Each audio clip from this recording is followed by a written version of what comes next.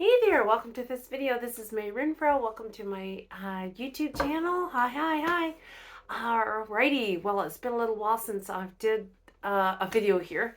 I think the last one I did was from the cemetery, so I kind of closed out the season, the year, by doing one there. Or I did it for my grief group and just for here for my YouTube channel as well, just to give hope and encouragement from one of the most unlikely places to find it. And I enjoy, that I've done that I've gone there. I've done several there now and just kind of wrapped up this year in the cemetery, giving hope and encouragement, sharing my story, sharing scripture, a lot of things that God gave me to share. And I'm glad I did that. And so, yeah, we are now at end of October almost. And we are soon actually heading back to our southern home in Texas. So if you've been following me or you're regular on my YouTube channel, we were up in came up from Texas in May, first part of May 6th, and we've been up here now all this time up here in northern Alberta.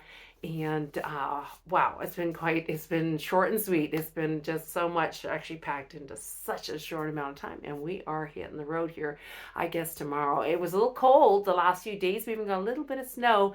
And so it's been cold, and we didn't even know if we could start the motorhome. It wasn't starting. It does not start well in cold weather, but I hear it running. My husband's up and out there working, doing stuff and to get it going. And the motorhome is running. So I know we will be hitting the road very soon. Shortly tomorrow, and we've been just hectic, just crazy, taking care of stuff so that we can leave our home and all will be well, because it freezes solid up here in north, and we don't actually winterize it. So got to take care of a lot of things and like get stuff to my mom's. And anyway, then we're taking care of veggies in the garden. We grew a pretty big garden, not super big, like I guess I'm tend to see to do, but we grew a lot. I was getting potatoes out to people, beets, carrots, rutabagas, and did all that. At the very last minute, we had rabbits. Got them to a neighbor really quick in the last couple days. So I've been super busy and I haven't been able to do my video, but I've wanted to. So here I am. I know this maybe won't even mean a lot to most people, but to you, the guys that are following, that are regulars, subscribe to my channel.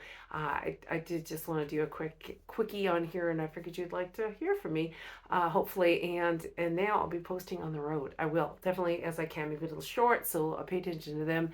Maybe some lives. I've been doing lives mostly for my channel, but lately I get the one in the cemetery to record and then put it on, and same with this one, so I'm doing separately. But sorry, I'm talking really fast because I'm trying to cram a lot in. So another couple of things I did recently, says the cemetery video. Just before that, or about the same time, I did a couple of shorts videos, 2 or 3 of them. One was the inspirational one of me just talking as kind of pictures of videos of me walking through a pasture and just giving hope and encouragement for those going through a hard thing. And then I did a couple that I got a surprisingly huge amount of views. It was one, I mentioned that it was like having a conversation with my daughter, but just showed me that sometimes when people say that they do not believe in God, it almost seems like they feel that then that makes his existence non-existent. And I said that, and then I was like, and then I was talking to my daughter, and I'm like, but guess what? But she's like, well, I see God everywhere. And I'm like, yeah, me too. We see God in everything, so he is just so real. But I'm like, but I don't believe in air. And so I went on to say, it was like, she's like, well, how can you? Of course you can't breathe without air. And I'm like, exactly. Just as, just not believing in something doesn't make it existence not existent. And just as the air is real, so is God, just as real as the air we breathe. And that was like a lot of views on that one, a couple of thousand. And it's just, and people still like would comment about, like, oh yeah, you can prove air by science or something. Like, oh my goodness, science has proven God over and over and over and again. And just like the air we breathe, God is so real. He created the air. Obviously, it says everything that was made is made by God, and he is our life and our breath. And what I did a little video another time that said about how we rely on God more than we realize.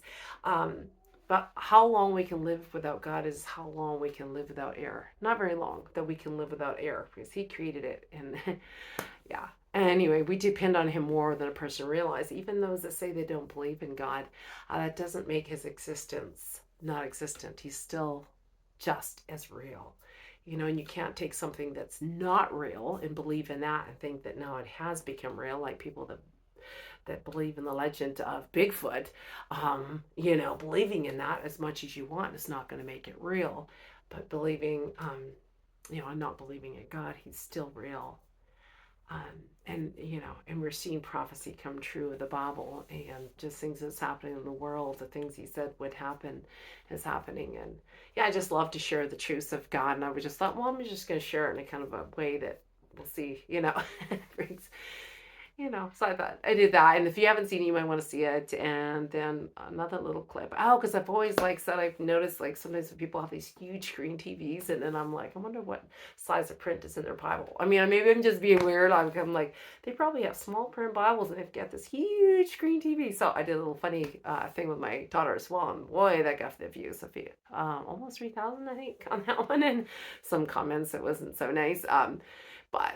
But I mean, that's the thing. And when I gave back to someone who was just big. Well, what are you getting by that? And I'm like, well, it's just the point is that too often the TV can become the center of the home, or the center of the living room where everyone gathers. And I'm just like, why can't we gather around, like, God be the center that we gather around? God be the center of our conversations.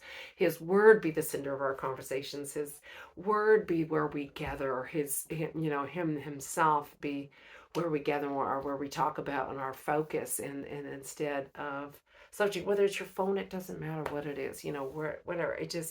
And maybe I was being ridiculous by saying that, but so often it just saddens me, to see that is the big sin of in this huge screen. You don't want to miss a thing. You want your best viewing possible, and then the Bible. And then, it's like a small print. I don't know, maybe I was being silly, but I just wanted to just help people to think. And it's like one of those things I often say, I've said a lot, that can be a problem, if we're neglecting the most important thing and have it more smaller priority than God should be our top priority. And making sure that that we're in our word, and He is the center of our focus and our attention, and we gather our children around the word, instead of around an object of thing to entertain themselves. But with a phone, whatever device that's used, we can misuse. Yeah, there's lots of good stuff in there too. So anyway, that's what I was doing lately, and I'm going to keep you posted on the trip. I am going to be sharing, more content and stuff, things that I think of, and how things to help us think and help us grow in our walk with the Lord. And some other things to mention. I've been on a few podcasts recently, been on 3. I don't know when they're going to come out, but I'll try to share that on my platforms. And I've got scheduled for 3 more podcasts. I'm so excited about that.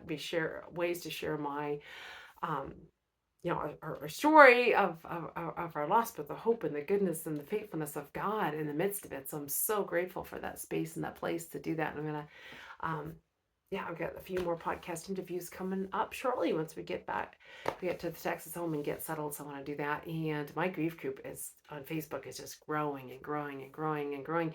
We had it public, now we've made it private, so I have to approve everyone that's coming on. And so I'm seeing all the people. It's just, and so I'm busy approving, and then I have to approve posts. But maybe I can kind of keep it a safe place for everyone. But it's hard. So if you're on my grief group, and wherever you are on social media, we realize that we've got to protect ourselves and watch out for scamming and spam and predators, whatnot. So trying to save places.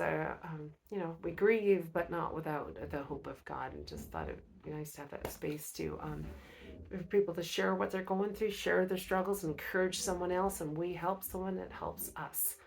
When we reach out to others, it's a two-way.